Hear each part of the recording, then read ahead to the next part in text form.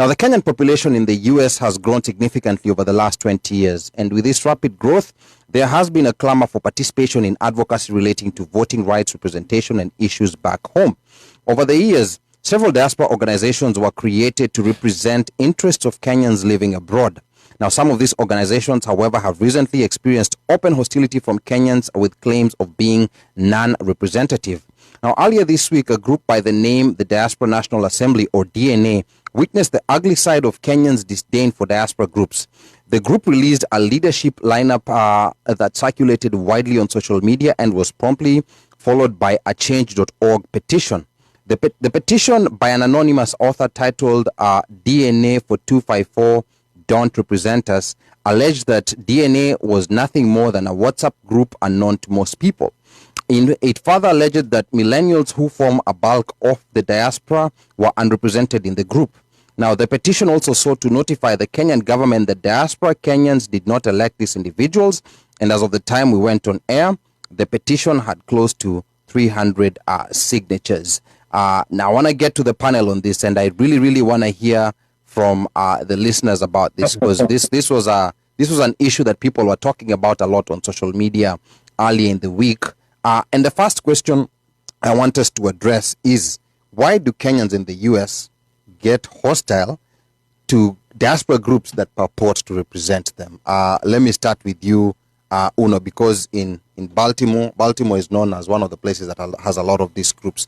But why are Kenyans progressively getting openly hostile towards these groups? What are your thoughts about it? Why is this happening?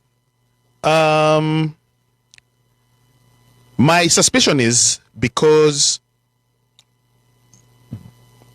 they don't believe that they would be represented. Again, the issue sometimes becomes where people appoint themselves to represent. But yet, like people were discussing, we have not had a vetting process, we have not interviewed, we have not even had voting, and which means that which leads to the hostility, but also that there are so many groups, and these so many groups that are there themselves will probably see themselves as vehicles, maybe for change, but the groups themselves, you can say, are it's like ni mabeshte wanajuana. It's a social club. It's a social club. It's a clique. Yeah. It's a clique. Yes. That's the word. It's a clique, So it's not like, nani watu wanajuana. So like now, for example, you'll find, Ali, Mika, or Mosh decide, what? Let us do something tonight when we're going to Kenya. We'll go see, either DPP, or you're going to go see Ruto or whoever on behalf of the diaspora. More or less because maybe we've discussed this amongst ourselves. We have agreed. Yeah. But then again, also Kenyans really don't, we get along during rugby. But in other issues and matters, we are fragmented. But let me go to Mika real quick. Like how do we get Kenyans, or let's say like if you're genuine, you want to represent the diaspora on these issues, how do you get to that point where you're representing the diaspora? How do you logistically do that? Because we are a very big country. Like there's maybe more than 200,000 Kenyans in the U.S. Correct. So how do you logistically get to a situation where you get all Kenyans involved, Mika? It's a tricky thing to do. It will need a lot of transparency, and with that transparency, it will need a lot of communication. Communication in terms of communicating and reaching out to various groups, various people, being open and inviting people to have a dialogue. Because first of all, you have to go out. Let's say, for example, we are forming DNA, our own DNA over here. Mm-hmm. We first of all have to reach out to people and tell them, okay, we have this thing, we have this idea we're talking about it, but then keep talking about it and opening up to the questions and accepting the criticism and the questions that people are asking. And then by that time, when people get, okay, so this is not these guys are not thinking about taking our money, these guys are not thinking about setting a certain agenda, they're here for the betterment of us. Now you start getting other people involved to reach out to people and, as I say, sacrifice time, resources to communicate your agendas and inviting more people to come to it. Okay. It's a painful process that's supposed to take time. It's not something that can be hurried. Okay. It's not something that can be a blast of WhatsApp. It has to be something you'll have to go to meet people, kuingia kwa ground, ukutana na watu. But it needs patience, transparency, time, resources to achieve that. Because as OneMic said, trust. Okay. All right. Now, Omosh, logistically, I mean, I hear what Mika is saying, but logistically, how do you do that across? Let's not even talk about the other countries. Let's just talk about the U.S. Logistically, how is that possible? Because the complaints that people are bringing in most of the time is that these groups do not represent us. And maybe there's a bunch of people who've gotten together and they feel like they need to do this. Maybe they reached out to X people, Y people. Maybe they reached to a couple of people and they moved from there. But logistically, how is it possible to get to that point where we say, you know, like I've been able to reach at least most people in the U.S. and we've been able to get most of them to participate in the voting to tell us that we are the leadership. Mosh. You know, there's something we have on our side, which is social media. And basically, I think that the bulk of the way you're going to get and reach out to people is you're going to have to reach out to people via some way, form, or shape or social media. Because if, let's say, hypothetically, you were to try to do it, say, I don't know, or let's say there was a call that was made from the U.S. Embassy. Not the U.S. Embassy, the Kenya Embassy in the U.S., where they basically are saying, okay, we need people to apply to become diaspora reps or whatever, and this is the process, and then, you know, you'll be voted in or whatever, blah, blah, blah.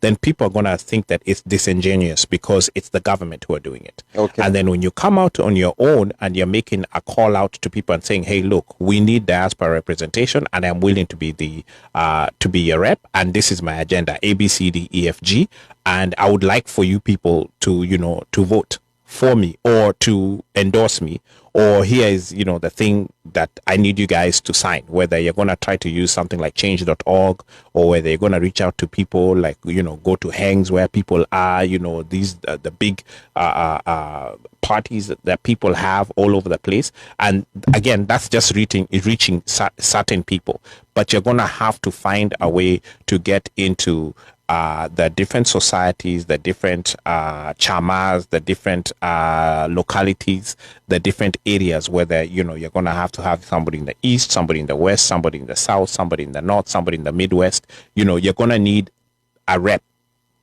or people out there to push the word out, just like Mika has said. But you, the person, has to be somebody who is, you know, when someone looks at your character, you have a character that is unquestionable.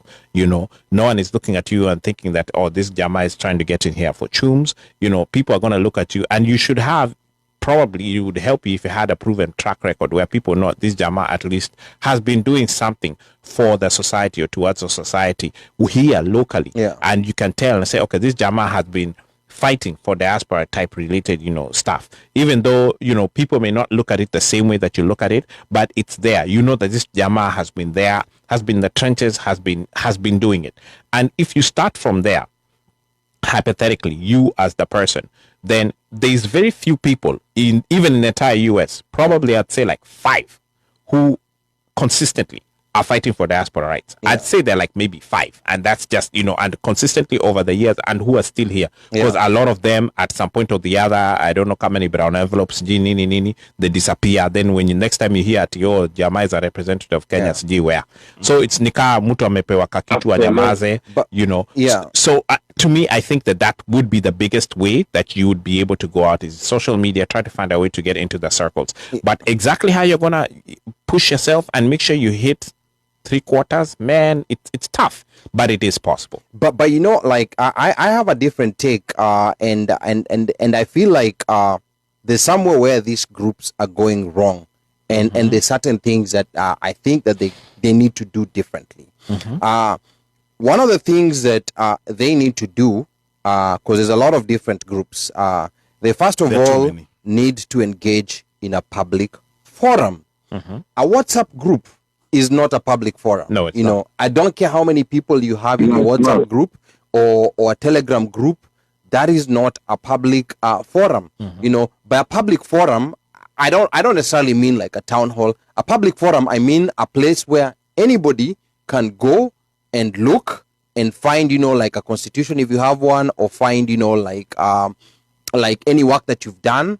It has to be a public forum. A public Which forum comes back again to social media. It has to be somewhere out there, whether it's a website, like you said, whatever. So that's why I'm saying there has to be something there. But how do people know to go there? But that's why I'm saying at the bare minimum. These are just bare minimums we're talking about. Okay. So whereby, like, if someone comes and approaches you, or I've never heard of you, you can easily tell them, okay, you can go quickly over here and check either this Facebook page, or you can check this website, or this and that, and you can find our information. There's no way you can find information. Our charter, our whatever, on our whatever WhatsApp group. Is, Yeah. So that's very important. And I feel like a lot of these groups are not doing that. There's certain groups that are doing it, which is a good thing. And I think all groups need to employ that. Now, this group called Diaspora National Assembly, personally, I heard about it for the first time this week when people started sharing that flyer on social media. There was one person that I knew on the flyer. I contacted that individual to ask him, you know, like, what is this about? I've never heard of this. And this person, I'm not going to mention his name because I don't have his permission to. But this person told me that he found himself on that flyer. Like, he wasn't even aware. So, he knew about his appointment when someone forwarded that flyer to him. So he didn't even know about that. He's a diaspora representative. Yeah. So I will say personally, you know, maybe this group has done a lot of work wherever they've done it. But to me, just based on what that one individual told me, you know, I felt like there was a credibility issue with the way the whole thing was done. And I think, you know, the chairman of that group actually went to some radio, you know, like I found it on YouTube. I'm not quite clear where that radio is. The radio, the TV station. Yeah, I don't know where they're based. I don't know clearly where it's based, but you know, it was you know, like, he talked a little bit about it, but most of what he was saying, and I'm gonna share the link of because it's on YouTube. What he was saying mostly was he was talking about groups that he started, WhatsApp groups and local groups that are only familiar to the people he started with. There was nothing in the public forum. Kenyan Parents, blah blah blah. Yeah, he talked about Kenyan Parents Association, which basically DNA is a branch of. Yeah. So and they're talking about WhatsApp groups and branches of WhatsApp groups. Those are not public forums. So Diaspora National Assembly, if you're listening to us, whatever you have, if you want any credibility from the diaspora, it has to go in a public forum. And if you have a public forum already out there, please feel free to share it with us so that we can share it with everyone else, so that people know what you're doing. Because there was a lot of hostility that came, you know, from a lot of people, and that's the reason why, you know, like their launch or whatever it was when they were launching that Diaspora National Assembly, it seemed to be something negative. And I see a couple of comments here coming in. Let me go through the comments first. Before you go to the comments, Ali, I want to add on one thing. I think one of the things that makes people really suspicious of that is immediately those flyers came around, there was a PDF document of their suggestion on BBI, Diaspora Recommendations to the BBI. And that is what most people are mad about. Or like, first of all, this is a political thing that is happening back home. And then you're saying you're representing us, and you never even just put blasted WhatsApp messages or anyway to ask people, what do you think about BBI? What do you want to be represented on? So that is what I had so many people complaining about. They're like, these guys already went ahead and formed a government for themselves. Although they're making recommendations on what is currently going on in the country, which can lead to a referendum, and terming it that is what diasporans want. Was it what diasporans want, or was it what they felt